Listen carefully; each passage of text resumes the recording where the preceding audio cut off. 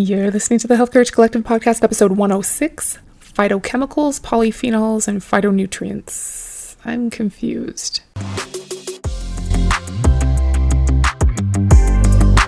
Welcome to the Health Courage Collective podcast, the show for women who are too busy to slog through hours of generalized, inapplicable, and often contradictory health information, but too smart to ignore that a few minutes of focused attention now can prevent years of suffering in the future. I'm your host, Christina Hackett, a pharmacist who doesn't want you to live on prescriptions, a certified coach specifically trained to maximize your potential, and a compulsive learner obsessed with preventative, cutting-edge, holistic, and integrative medicine. I'm on a mission to increase your physical and mental resilience so you can fearlessly look forward to your next 40-plus limitless years. Your time is now. Let's go. Hello and welcome to another episode. Thank you so much for being here today. I am recording this kind of in the evening, which is weird for me. I usually always record early in the morning, and there's a little bit of a thunderstorm going on outside. It's been a weird summer so far in Utah, so you might hear some thunder or rain going on. You are so great for being here. How is your community? Science shows that the fastest way to change is to join a community with high standards. I hope that you have people who are supporting you and cheering you on and swapping tips and perspectives with you on your journey to age like a professional so that you can live and give more as you get older rather than less. If you're looking for a forward-thinking community that can do that for you, please come check out the Health Courage Collective at thehealthcouragecollective.com. We need your insight and we would love to have you. Have you ever heard of the benefits of phytochemicals? What about phytonutrients? How about the importance of polyphenols, micronutrients, antioxidants, anthocyanidins, bioflavonoids, carotenoids?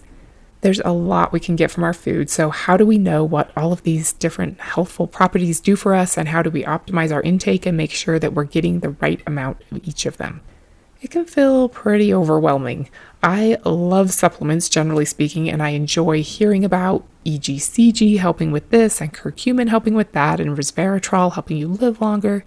It's kind of fun, at least for nerds like me, but it's not super beneficial beyond the entertainment factor unless you can find a way to use it to create a logical supplement strategy that will help you support your body in functioning at a biological age that is lower than your chronological age. That can be tricky because most of the info out there is all kind of scattered and random, and it's hard to know where to start. I can totally help you cut through the noise and figure that out so that you can tune out all of that chatter. But in the meantime, I hope to help demystify some of the jargon around all of these nutrients to get them more clear in your mind and help you see it all a little more simply so that you don't have to consistently wonder what you're missing out on or what more you, quote, should be doing or taking or eating. Whoa, can you hear that rain? The next time you hear someone talking about phytochemicals or lutein or lycopene or quercetin, you'll know exactly how it all fits together, maybe better than they do, and what, if anything, you want to do about it. Are you ready? Let's get into some definitions. So exciting. Okay, so you know what macronutrients are, right? You're probably tired of people talking about hitting their macros or setting their macros or missing their macros. Or are you one of the people who constantly talks about macros? Either way, macro means big, and macronutrients are the major nutrients you need for energy: carbohydrates, protein, and fat. If you listen to episode 78, we talked about what could possibly be considered a fourth macronutrient, but really it's just those three. So then comes micronutrients. You already know that micro means small, so those are the nutrients your body needs in smaller amounts. I've always tended to think of micronutrients as just vitamins and minerals, but as it turns out, that's not the full story. Minerals are required for proper functioning of the body, and you know about electrolytes, right? All electrolytes are minerals, but not all minerals are electrolytes. Vitamins are organic compounds essential for health that cannot be synthesized by the body, so they have to come from our food. Most of this isn't new to you, I'm sure. What about antioxidants? They used to be super in vogue. Everybody talked about antioxidants, and the idea was that you wanted as many of them as you could possibly get. Then the research on them started to show that just being an antioxidant might not be the be-all, end-all of greatness.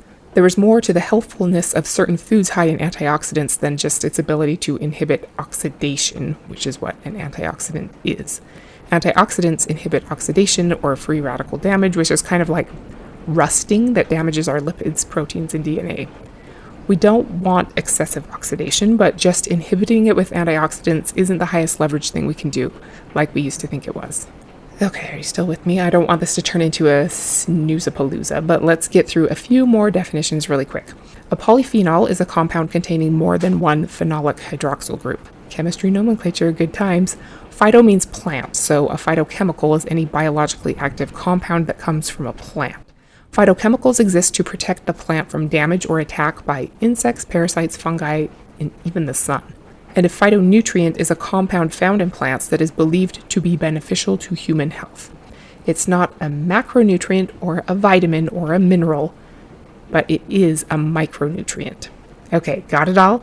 There are at least 500 different polyphenols. Remember, the term polyphenol is just the name for the chemical structure of the molecule. There are 4 classes of polyphenols. We could get super detailed about all of them, but I'm trying not to bore you or waste your time with facts that don't actually make your life better. There are phenolic acids, which are further divided into 2 subgroups. They're interesting because they're much more powerful antioxidants than the antioxidant vitamins like C, E, and A. You can find them in blueberries, plums, cherries, kiwis, coffee, and some other plants. There are flavonoids, which are divided into 4 subgroups. It doesn't really matter, but if you hear the term isoflavones, you know that's just one of those flavonoid subgroups. Still beans include resveratrol, which is an important micronutrient, and there are 8 classes of lignans. I'll spare you the crazy names, but lignans are typically found in whole grains like barley, buckwheat, flax, millet, oats, rye, and sesame, and nuts and legumes have some lignans, so those are the polyphenols. You've probably heard of carotenoids before. You probably know that they're what make plants, bacteria, and algae red, orange, and yellow. They do not have more than one phenolic hydroxyl group, so they're not polyphenols, but they are very beneficial plant compounds, so they are phytonutrients, which are the same thing as phytochemicals. Is it starting to straighten out in your mind? Phytochemicals are just plant chemicals. They're defined as being biologically beneficial to us because humans are narcissistic, but technically all plant molecules would be phytochemicals. Phytonutrients are phytochemicals that provide us nutritional benefit. There are estimated to be over 4,000 phytonutrients.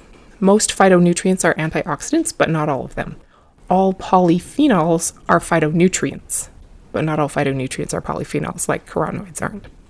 What I'm hoping is that it's empowering for you to know that when people throw out the name flavones, flavonoids, isoflavones, anthocyanidins, carotenoids, beta-carotene, polyphenols, antioxidants, phytonutrients, and phytochemicals, that you'll know exactly what they're talking about in terms of its relevancy to you.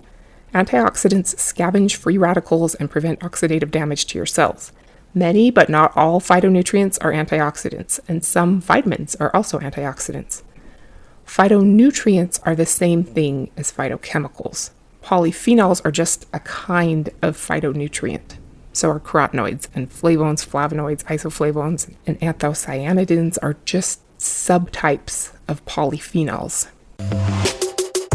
Hey there! I wanted to quickly interrupt and let you know that it's so much less of a struggle to consistently dominate your health choices when the thoughts you think naturally nudge you toward what you're trying to achieve.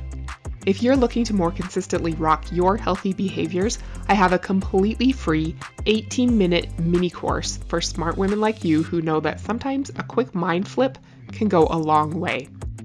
Click the link in the show notes or go to healthcourage.ck/page/mini for this free mini course on 6 thoughts people who consistently rock their health choices think, and start putting one of them to good use inside your head today. Now, if you hear those terms thrown around, especially by someone trying to sell you supplements, don't think that they mean something magical. Well, biochemistry is kind of magical. I take it back. Keep the magic. Just don't believe that that salesperson knows more than you. Confidently understand that they're talking about non-vitamin, non-mineral micronutrients that come from plants. That's it. That's not to say that those supplements are bad. They might not be, what they could be, or they could be really good. But they're not some kind of mystical mystery compound that you never knew you needed and couldn't possibly understand. I think a lot of people like to throw those terms around because they make them sound smart or trustworthy or whatever. So it makes me happy to know that the jig is up, at least for you. If you want to know all of the sub-classifications of polyphenols, then I think that's fantastic and you absolutely should. But does it make your life better for someone else to refer to things as bioflavonoids versus isoflavones? Not likely. Do you remember back in episode 98 about probiotics when I said that you don't actually need to eat much of a variety of food to sufficiently nourish your human cells? You really just need your essential fatty acids, essential amino acids, and vitamins.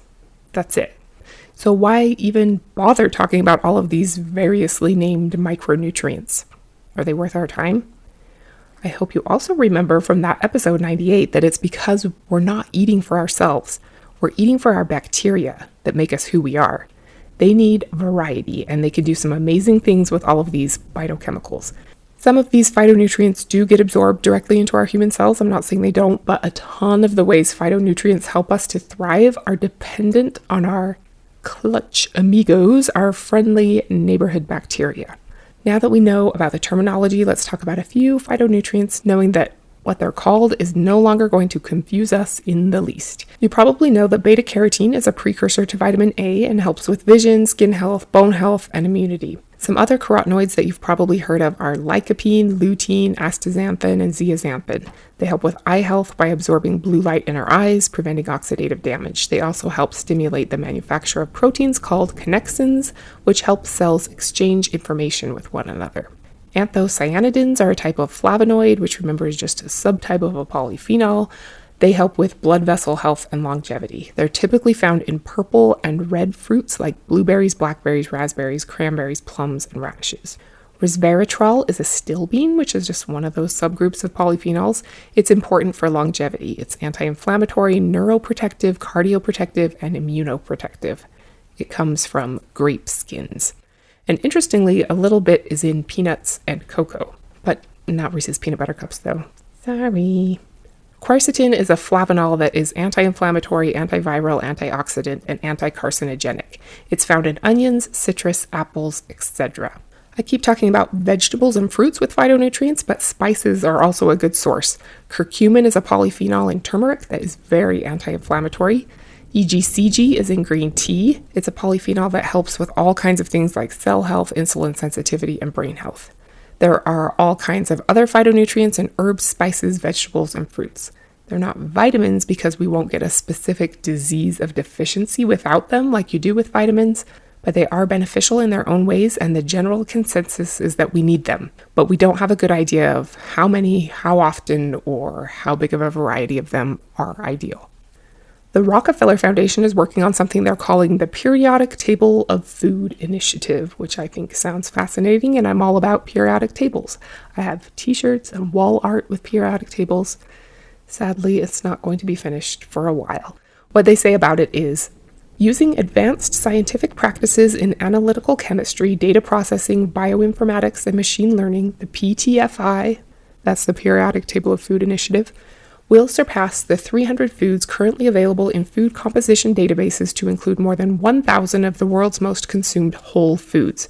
The project looks beyond commonly analyzed nutrients to include measurements of bioactive chemicals and metadata, including how the food was grown, processed, and packaged.